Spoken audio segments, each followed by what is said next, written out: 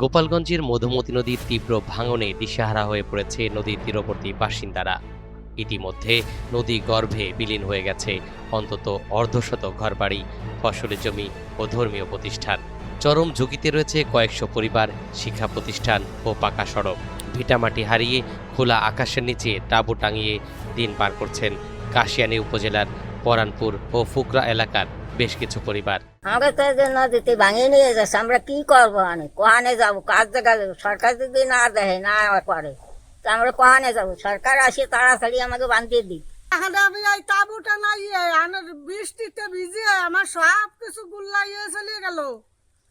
আর আমার ছেলে মেয়ে নিয়ে আমি এখানে কোহানে যাবো? আমার সেই ঘরটুক দেখা দেয়, ছেলে মেয়ে নিয়ে আমি এখানে না খেয়ে মরতেছি। আমি তো মরে গেলাম, আমার ছোট ছোট বাচ্চা, তাকে নিয়ে তো আমি না খেয়ে এখানে ভতে নামিয়ে গেছি। আমার তো নাই কিছু। নির্বাক হয়ে চোখের সামনে মাথা গোজার শেষ সম্বলটুকু নদী গর্ভে বিলীন হতে দেখা ছাড়া আর কিছুই করার নেই তাদের। বিশেষ করে কাশিয়ানী উপজেলার কয়েকটি স্থানে চরম আকার ধারণ করেছে নদী ভাঙন। তাই দ্রুত ব্যবস্থা গ্রহণের দাবি মধুমতি নদী তীরবর্তী বাসিন্দাদের। এইটা সরকার যদি আমাদের ব্যবস্থা না করে তাহলে আমরা এখানে টিকা কষ্ট, তাই আমাদের দ্রুত সরকার ব্যবস্থা যেন করে। বাড়িঘরগুলো সব বিলীন হয়ে গেছে নদীতে, সবই চলে গেছে। এখন আর কিছু আছে, এগুলো থাকবে না, বাংটি আছে।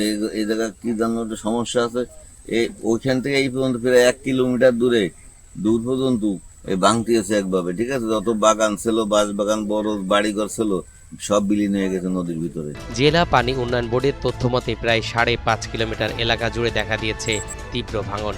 45টি ঝুঁকিপূর্ণ স্থানের মধ্যে 17টি স্থানে এ ভাঙন তীব্র আকার ধারণ করেছে। এছাড়াও 13টি নদীরক্ষা বাঁধের মধ্যে 4টি ভেঙে গেছে।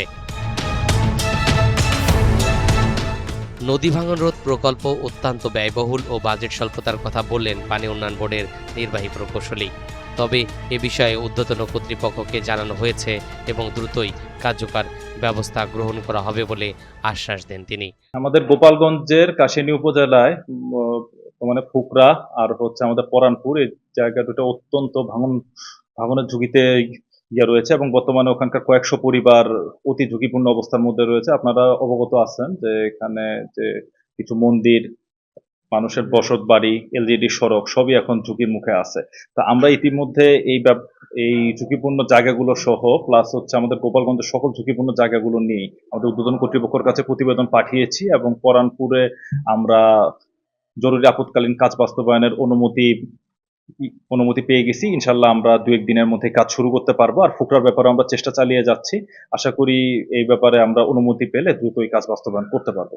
সাধারণ মানুষের দাবি, দ্রুত নদী ভাঙন প্রতিরোধে সরকার কার্যকর পদক্ষেপ না নিলে বদলে যেতে পারে এ জেলার মানচিত্র।